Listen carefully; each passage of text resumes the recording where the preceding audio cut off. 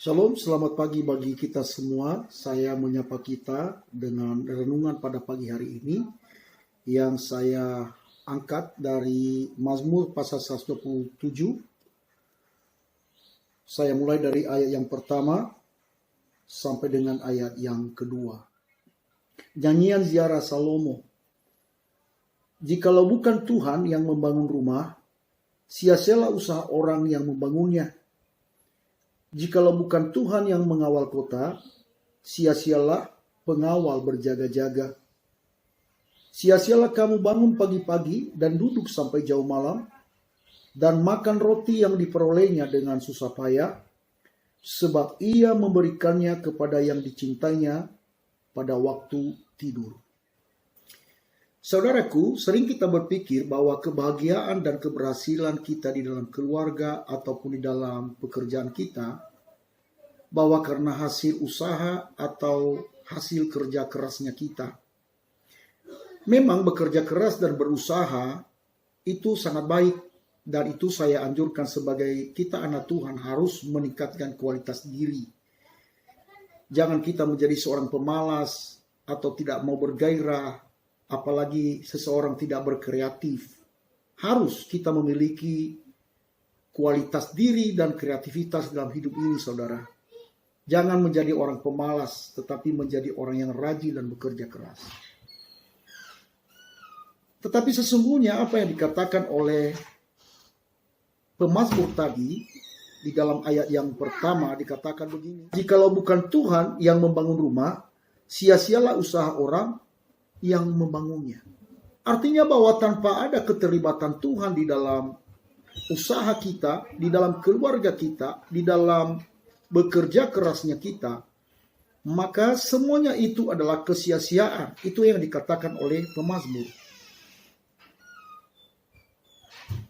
Kalau kita hanya mengandalkan kehebatan dan kemampuan kita, maka kita harus berhati-hati. Seolah-olah kita nggak memerlukan Tuhan.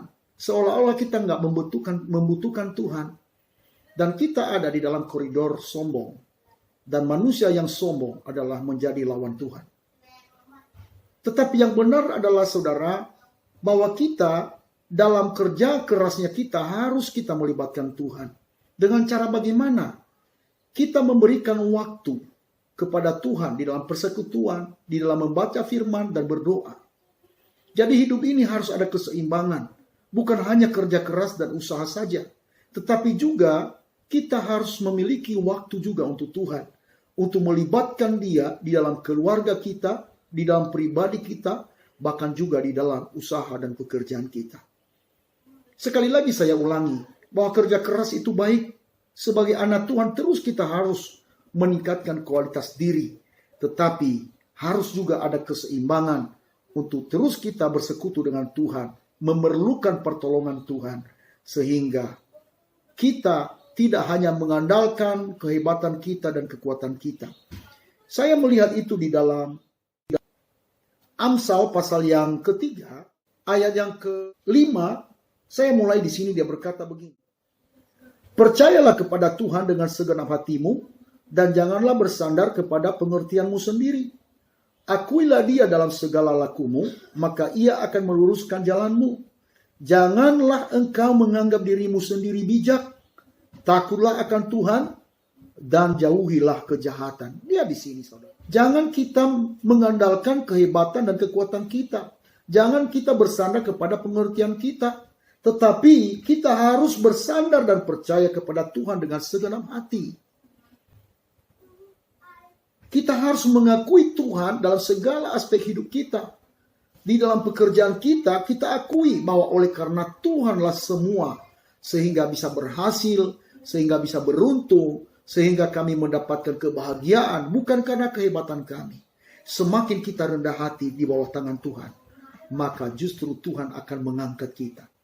Saya teringat itu firman Tuhan yang berkata, rendahkanlah dirimu di bawah tangan Tuhan yang kuat, maka Ia akan meninggikan engkau pada waktunya. Jadi saudaraku kekasih dalam Tuhan, libatkanlah Tuhan dalam segala hal. Sehingga apapun usaha dan pekerjaan kita, bahkan di dalam rumah tangga kita, tidak menjadi sia-sia, tetapi justru memperoleh kebahagiaan, Bukan kebahagiaan yang semu, tetapi kebahagiaan yang benar-benar berasal dari Tuhan. Kita lanjutkan di dalam ayat yang keduanya. Sia-sialah kamu bangun pagi-pagi dan duduk sampai jauh malam, dan makan roti yang diperoleh dengan susah payah, sebab ia memberikannya kepada yang dicintainya pada waktu.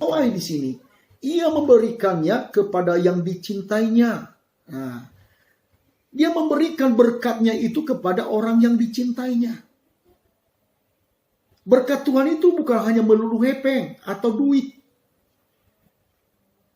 Ada sesuatu hal yang tidak bisa dikerjakan oleh uang.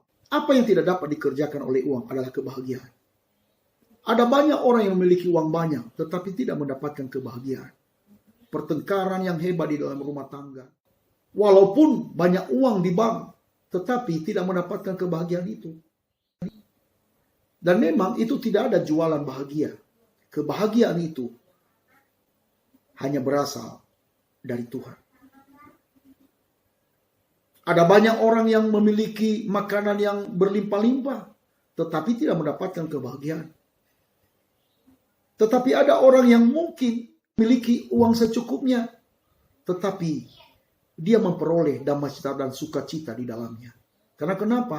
Ada rasa syukur, sebab dia mengakui bahwa semua hidup ini adalah karena anugerah Tuhan. Dia memberkati orang-orang yang dicintainya pada waktu tidur. Kita harus mengusahakan hidup ini, hidup yang dicintai oleh Tuhan, hidup yang berkenan kepada Tuhan. Jauhilah kejahatan, kata firman Tuhan di dalam Amsal tadi. Jauhilah kejahatan.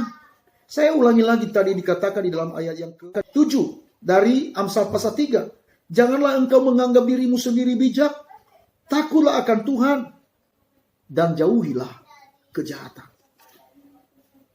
Untuk menjadi orang-orang yang berkenan kepada Tuhan, Tuhan senang kalau kita melibatkan sungguh-sungguh Dia di dalam hidup kita, di dalam rumah tangga kita, di dalam usaha kita. Jangan kita bersandar kepada pengertian kita sendiri. Jangan kita menganggap kita hebat, menganggap kita lebih bijak dari orang lain, saudara. Kita harus jauhi hati yang sombong.